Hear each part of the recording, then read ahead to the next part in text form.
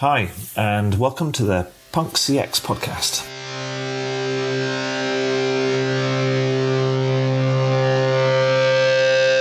My name is Adrian Swinsko, and I'm an advisor, best-selling author, speaker, and general explorer when it comes to customer and employee experience.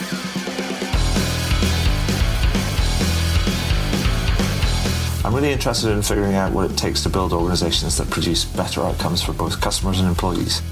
So with that in mind, I seek out and interview CEOs, entrepreneurs, business and tech leaders, authors and academics to uncover some clues about what it takes to build such an organization. Now, some of you may know the podcast as the Rare Business Podcast, but I decided to rename and rebrand the podcast recently. This is for a number of reasons. First one was to mirror the title of my book, Punk CX, which was published in June 2019. Two, because I'm a fan of punk music. And three, it's just more fun, right? Anyway, if this is your first time listening to one of these interviews, then hello and welcome. And please do dive into the archives at adrianswinsko.com, as I've now completed over 300 of these interviews in the last few years. If this is not your first time listening, then welcome back and thank you. Anyway, that's enough from me right now. Let's get into the interview. Now, before we get into the interview, I'd just like to say a big thank you to Pierce Buckley and the team over at Babel Force for sponsoring the podcast this month. Pierce and his team of telecoms veterans have created a powerful cloud communication solution focused on no-code integration and automation. Their goal is to break down every barrier to great customer experience by putting intuitive tools in the hands of people who live and breathe customer experience. Now, coming up soon, Pierce and Jonathan Bayer of Vonage are running a webinar on the 28th of October at 11 a.m. Central European Time, and they will be discussing exactly how businesses are getting maximum benefit from WhatsApp, which is one of the fastest growing channels for customer service right now. So check out the link in the podcast show notes and sign up. You don't want to miss out, as this you'll get a chance to see a demo of the Babel Force platform in action. Now, shall we get back to the interview?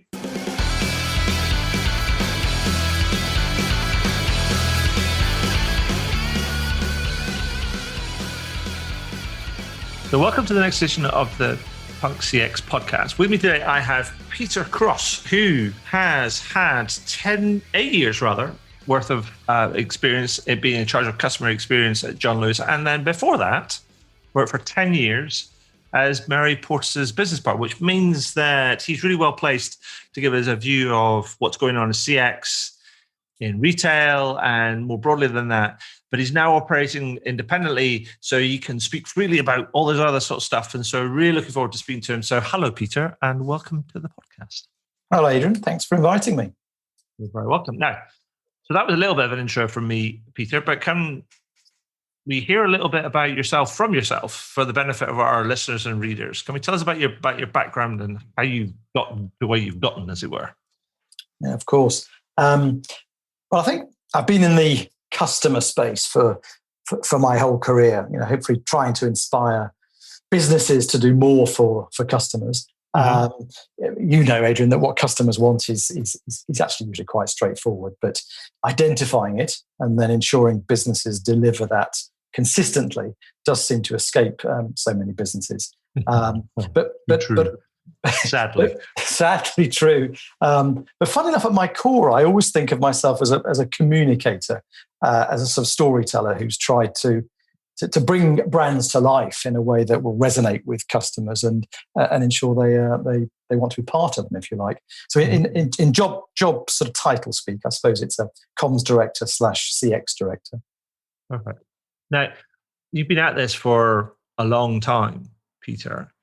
And I'm really interested in your journey, as it were, over the course of the last 18 years. I mean, can you tell us a bit about some of the big things that you've done throughout those 18 years and some of the biggest lessons that you've learned along the way? Because there's going to be a lot of people that will be sat maybe listening into this and be going like, oh, I'd love a kind of like a journey which is similar to that, kind of like having worked with some big brands and then kind of progress along the way. So big lessons, Peter. What are the big nuggets that you've kind of picked up along the way?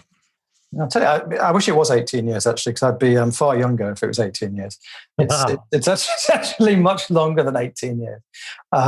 But in a nutshell, I started off in corporate life. I followed my dad, actually. He was a Unilever man.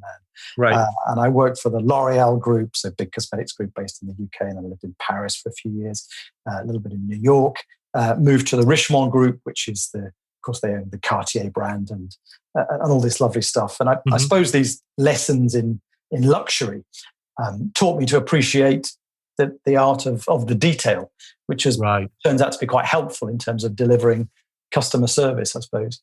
And then, as you said in my intro, I then built and ran a business with Mary Portas for about 10 years, where we helped retailers be better retailers. And we were sort of fueled by a shared passion for the high street.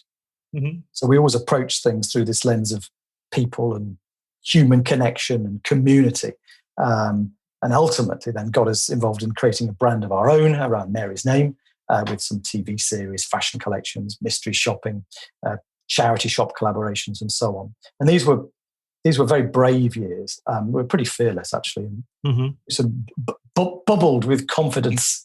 And those skills of self-belief are again helpful as you're getting on with your career.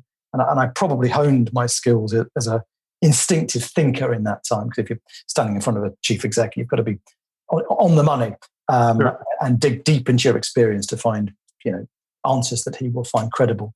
And as you said, in the last 8 or so years, I've been CX comms director in John Lewis, mainly at the department store, but latterly in Waitrose, because the two businesses were merging at the time. But obviously that's where the work's been for much of the pandemic. Two iconic brands going through great change, really proud to be part of them. And I left 8 or so weeks ago. And I think if there's a learning from John Lewis, it's probably about employee engagement, because I was in charge of that as well. And in a business that's owned by the people that work in the business, employee engagement takes on a whole another dimension. So that I found another interesting big learning curve. Perfect. Thank you. So, I mean, when we were talking about, we were talking in preparation for this this podcast, and I was telling you about some of my, if you like, research interests and plans and so on and so forth. And I got really I was telling you I'm really interested in this idea of what experience leadership means. I mean, we talked about, there's a lot of talk about customer experience and stuff, but I'm becoming more and more interested in what it means to sort of like step beyond the crowd, as it were, and what does experience leadership mean in all sorts of different levels. I mean, what do you think it takes to be a leader in this space, sort of at like an individual and organizational kind of level? Yeah, I mean, I think when we were chatting before, it's I think you're onto something here. I think it's very interesting, and that, of course, got me thinking a bit about what it takes, what it might take in the future. And I came up, Adrian, with sort of three ideas, really, three words, if you like. So the sort of the first notion was, I mean, it's a big word, of course, big old brassy word, but visionary. Right. I think if you're going to have any chance of making your mark, an experienced leader needs to be able to articulate a compelling, unifying vision of an organization, its purpose, its relevance, and then understand all the little things that join up to make it what I refer to as sticky in a brand. Mm-hmm. This is the stuff that people delivering the experience just get out of bed for. And ultimately, of course, they make it their own vision. Visionaries are, they're agents of change. They live in the future. They second guess where the market's going. They get there first, which takes bravery. Mm-hmm. And they're also, of course, generally great communicators. So they keep everybody informed and motivated, and be that up or down. But I think CX leaders who get too lost in the data could forever be sort of swallowed up by marketing leaders who sort of own the brand. Right.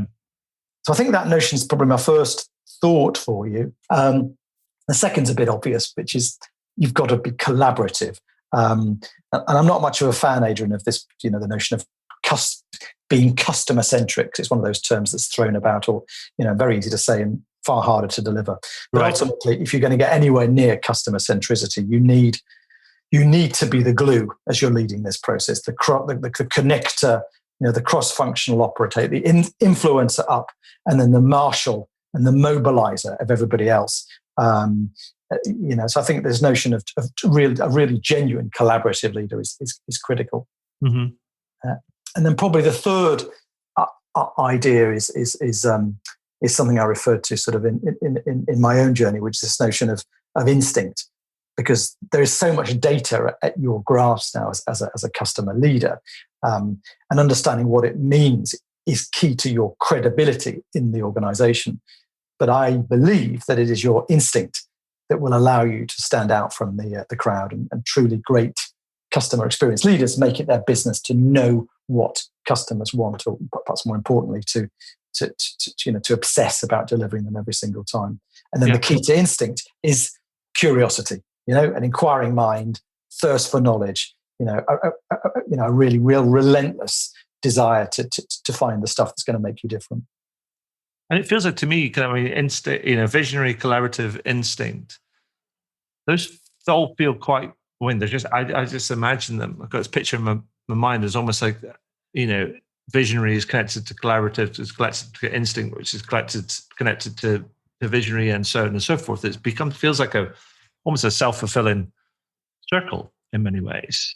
In that kind of instinct, well, visionary is about, understanding and storytelling and everything else. But they almost like you sort of understand the detail of it by being kind of more collaborative, and that maybe helps develop your instinct, which helps to drive your vision and so on and so forth. Or am I getting it completely wrong? I think you're getting it completely right. All these things are sort of interconnected, and they do feed each other. And I'm naturally a people person, so I believe that however you're delivering this experience, whichever channels you're using, these critical people skills, just getting people happy and motivated and mobilized, and believing in the journey you're on, will always, will always stand you in good stead as a leader.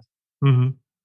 It makes me think about when you think about the, because I also know that we were talking before, and I explained this little story about the guy that walks down the road, and he comes across this masonry yard or the stone yard, and it's an old story, and he sees three people that are doing effectively the same job, kind of chipping away at these kind of bits of stones, and he asks the first one, "What do you do?" And he says, "I turn big rocks into little rocks." And he says, "Fair enough."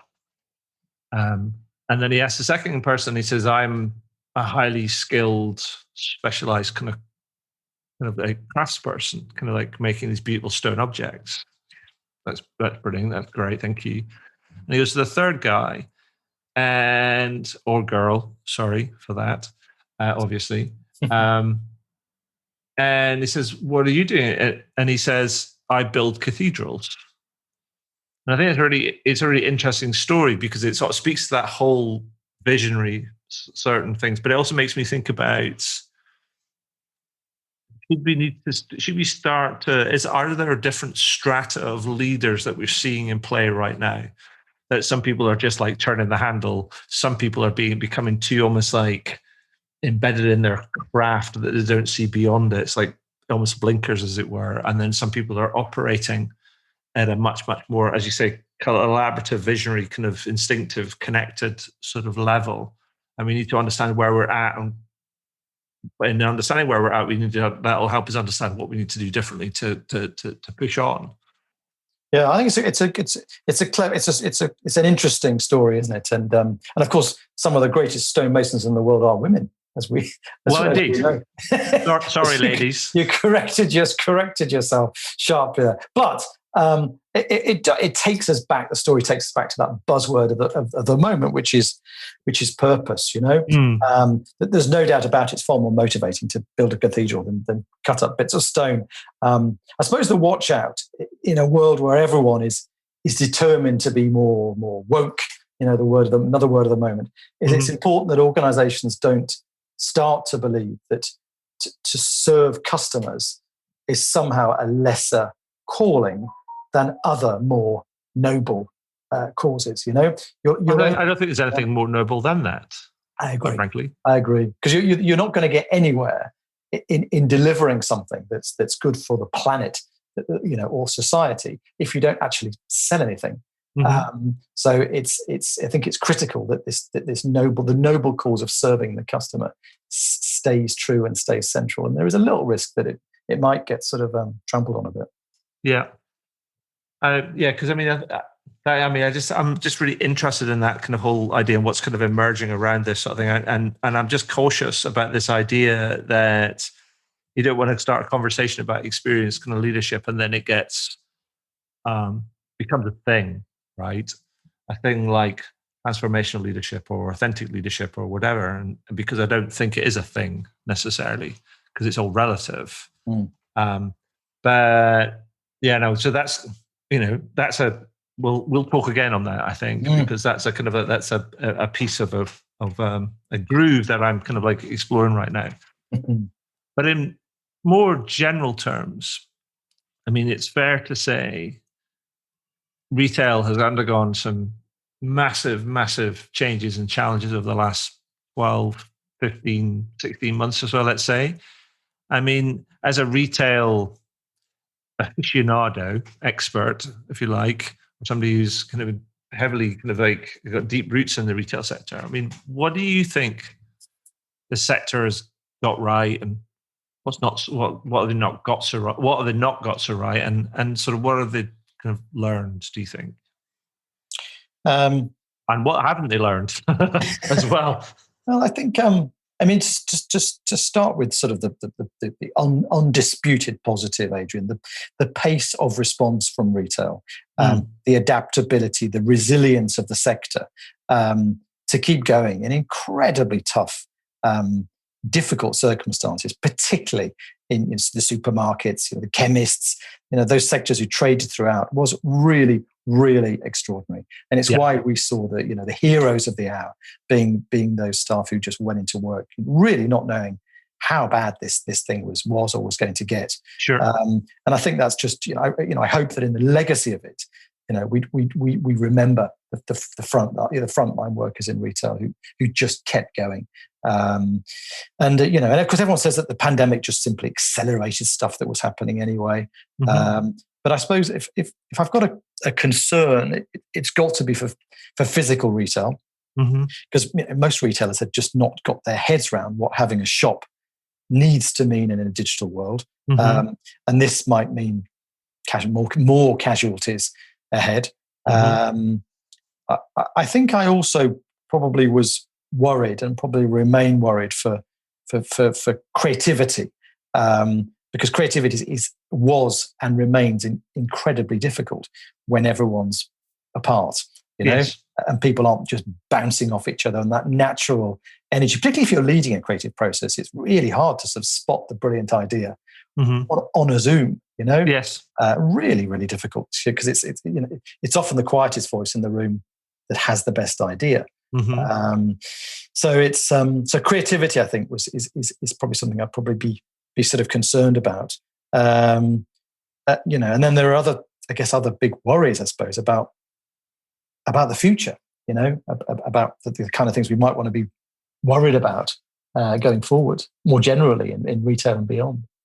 And what do you think those kind of might be? I mean, is it? I mean, along the kind of lines of, because I think the thing about the pandemic is and the effect of the pandemic, it's not just about the health risks, but it's like how it's almost like acts as a real complete stressor to a system, but then shown up where some of the big challenges, the big weaknesses are around inequalities, about the planet, about companies and how they treat their employees, all these different sort of things. And it's almost like everything's been put under the microscope. And so do you think some of the big challenges is addressing all of those things while still remaining a viable business? I do. I mean, the mental health risks, clearly they're much documented. But I was out the other day, and the whole conversation was, are you happy to be back in company? Are you scared? Have you forgotten to speak? Do you remember how to socialize? And a great amount of people think, actually, I don't really want to go out much anymore, because it's just easier just to sort of muddle at home. So the mental health thing, and that's just on a silly, superficial level. But I think more profoundly, people have learned to live with less and there's Yes. virtue in less. And it's a good thing, because so much of what we bought and consumed was bad for us. Mm-hmm. But of course, the conundrum is retailers depend on selling more, not less. Yes.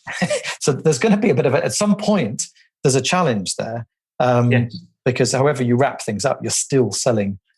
You need to sell more stuff to deliver on all your obligations as a business. As an aside, it's like, it's something I mentioned. I talked to a friend of mine a while ago about, and it seemed to me that one of the things that was happening, particularly in retail, but also in other markets, and has been for the last kind of few years, is that you end up with this almost like a hollowing out of the middle of the market. Particularly in retail. I remember back in the day that actually if I think about men's and women's kind of fashion, where the center of the market, like the Burtons and the Topmans of this kind of world, where it's all quite crowded, right? And there wasn't as much focus on the kind of the higher end sort of luxury brands, and also the lower end, high volume, lower quality sort of stuff. But actually it feels, and the market felt to me a bit almost like shaped like a bell curve. Mm-hmm. And then all of a sudden it flipped in many ways. And then there was this hollowing out of the middle, and then people were moving more toward a branded luxury higher end stuff, but also then a lower price, higher volume sort of stuff. And you end up with some of these brands that are in the middle, they're just caught in the middle in many ways. And that just seems to be that becoming increasingly exacerbated in many respects. I think, that was definitely the narrative. And, it's always said in retail, if you stand in the middle of the road, you're just going to get run over. But I think the major shift is that customers now want it all, but yes. They also want value. So to kind of, it's quite easy to think about a value sector and a premium sector, but fundamentally, largely the value sector offers, a huge amount of the attributes of the premium sector in terms of style and quality, image and lifestyle and aspiration. All this stuff you can now get at an incredibly good price. So I think I think trading is a lot more complicated, because you fundamentally, I want it all and I want it now is the mantra. Yeah. And so who do you think is doing quite well in that respect? Right now? Who would you rank up there as being, here's a brand I think that are one to watch. They seem to be getting the balance sort of right, because it's choppy waters right now for pretty much everybody. I'm still really so fresh out of John Lewis and so programmed. I find it really hard to give another brand at this really early raw stage, having been a huge ambassador of the partnership for so many years. Yeah. So I think it's because so many brands are in that huge competitive sort of lifestyle space. I tell you one thing which strikes me as an odd contrast in my personal life, is the contrast between the joy I get from my Netflix subscription, which I just think is a phenomenal business from every single angle, to the irritation I get from my Spotify subscription, right. which is kind of, I think it's actually double the price, and but as we know, none of that particularly goes to the people that make the music, but just in the whole customer experience. I find the contrast between the two sort of quite staggering, really. But a few weeks in, I'm not going to name any brands just yet, but we can talk again in a few months, maybe. Very good. So let's kind of look forward a little bit. I mean, and thinking about what because I think we sort of touched on it as well, but not just in the retail sector, but just more broadly. I mean, what do you think the future of service and experience sort of looks like, and what do you think are some of the key characteristics of firms that are going to thrive in this in the future, and what kind of challenges will they have to surmount to get there? I think the first word that just comes into my head is just is relevance, right? Because the critical thing is about once you get past the survival instinct of actually getting through the pandemic. You've then got to get into the thriving stage, and the key to that, of course, is less about how can we keep going, but fundamentally, how can we stay relevant to customers' lives? What are their higher needs? Beyond the basic needs that maybe you're meeting during a pandemic. What are the more the more Maslowian needs? And sort of understanding those needs, I think is key. And I spotted behind your head, Adrian, your Japanese Gemba poster. Yes, which is. I mean, I don't know a lot about it. You'll know 10 times more, I'm sure, than I will. But this notion of really the real place, so understanding and making sure that you are. You're on that first line of defense. You're there. You are where customers are as the greatest source of relevancy. The coalface, really listening, and it's surprising that, particularly, I guess, if you're working from home, unless you're tuned into the contact centres, that's probably a bit of a risk, because that to me is where the relevancy lies. And then I suppose I've also got you become preoccupied with just differentiation, particularly digital differentiation, when so much of the experience is very, very samey, and often a bit sort of lackluster, or just brilliantly efficient. So I think that's probably something that I'd be sort of aware of. But in all of that, in the future, of service, and I am a bit glass half full, but customer service, even though it's a term that might even sound a bit old-fashioned, I don't know, but it will always be king. However you're delivering it. And I know you do as well, Adrian, with the Institute of Customer Service, who are just passionate about this step change in the way service is perceived and trained and mobilized. So in the future, that will always be there, in my view. Yeah, I would agree with you, because I think there is this. I was talking to somebody earlier on, and they were asking me about, I said, give me an example of kind of what you mean by this, about kind of the traps that some people fall into. And I told them about one example where there was a guy who was a CEO of a tech company who was working with this kind of brand, and the brand got into their head, particularly around their e-commerce operations, that they wanted to make everything friction-free. And it was because it's a notion that surrounds much of e-commerce and experience. And so they went and crunched all the data and found all the kind of places where they thought that customers were finding it hard, and then they smoothed out the process and blah, blah, blah. And it was all made it completely friction-free. And then all of a sudden they realized that people were flying through the checkout process, but then they were never coming back. Yeah. And then we looked into it in a bit more detail. They figured out that actually, when they talked to customers about it, they actually figured out that the friction in the process was where customers were generating value for themselves. Interesting. The very act of choosing things and going through that process of choosing, which led them to be able to customize something and build something that was just for them. That was the thing that drove real value. And I told him that story. I said, because here's the thing: is like the notion of taking a more of a punk approach is that you question anything and everything, and you're not about notions, as it were. And you go, well, somebody goes, it's friction free all the way, and you're like, again, but there's good and bad friction, right? No, I agree. I think it's pretty good that you and I have worked together in real time, Adrian, because I think we'd be we'd cause mayhem. But I totally agree with you. It's ultimately those moments when you bathe in the brand. Yes, they might slow down the transaction, and then there'll be a lot of people frightened that they're going to leave the site because they're frustrated. Ultimately, they might be the moments when you as you say, when you differentiate a bit more. Yeah.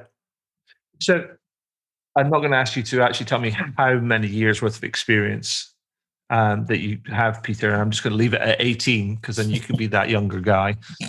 I'm not that old. I mean, I'm not like 90. for clarity. Yeah, no, that's fine.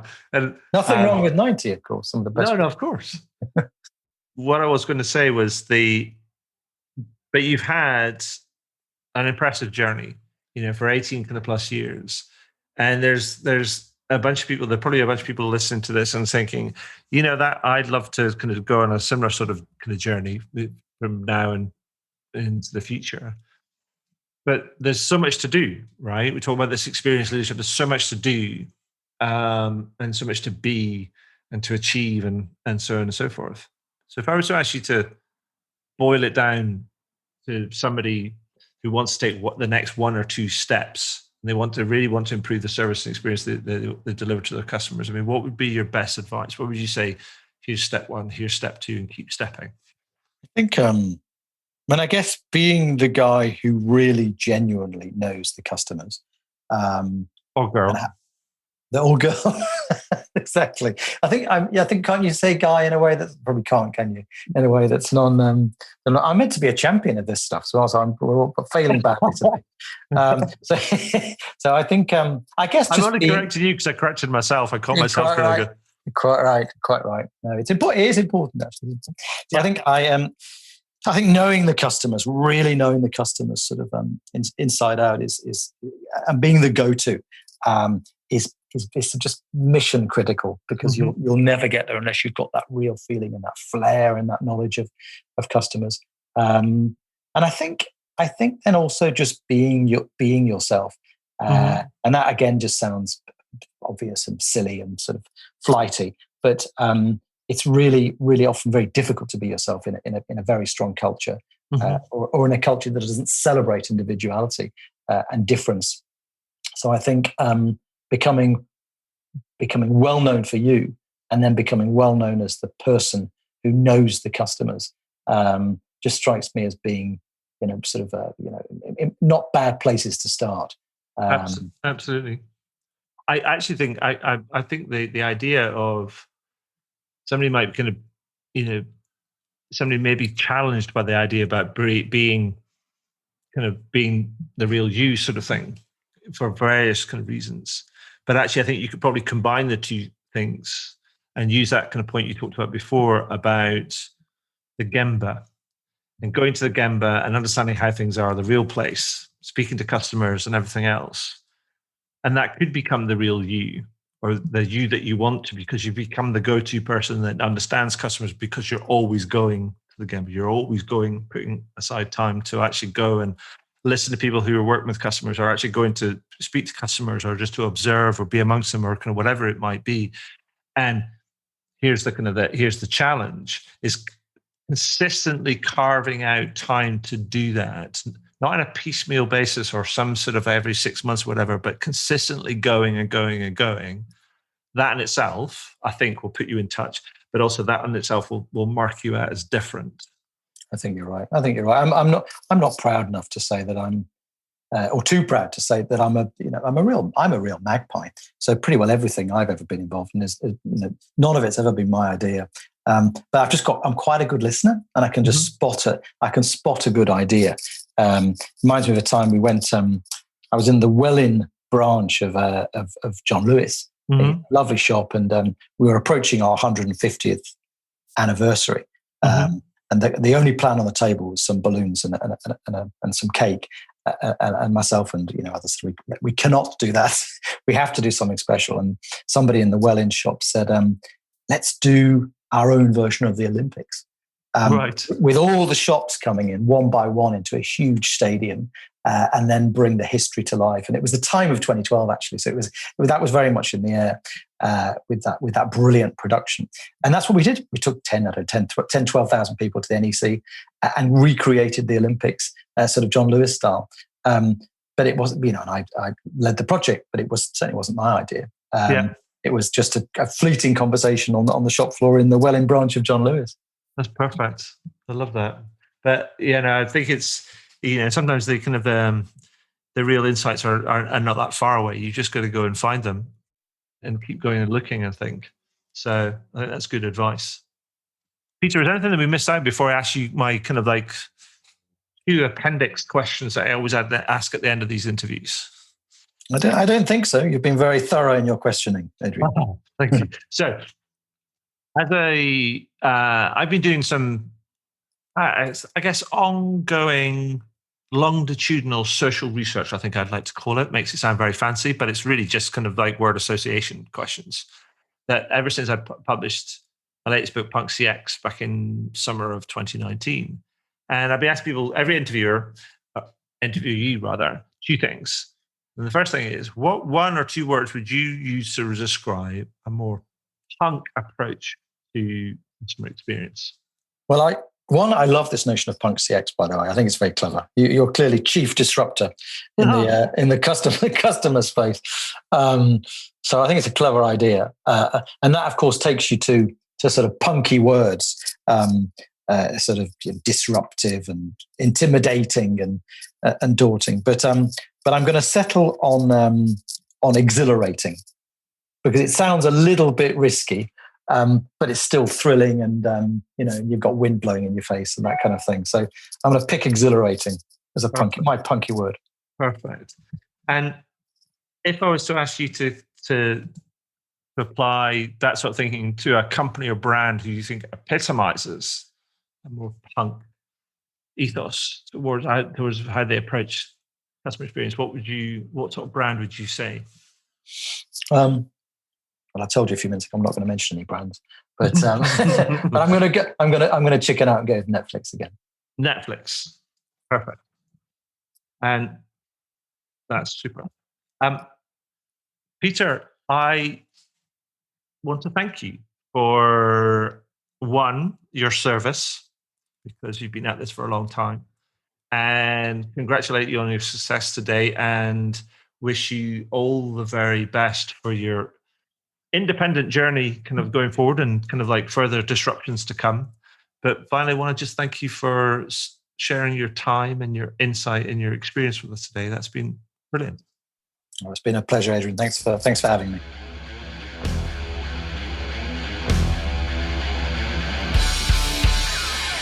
Well, that was cool. I hope you enjoyed it. I did, and I always do, actually, because I always learn something new when I speak to some of these amazing kind of people.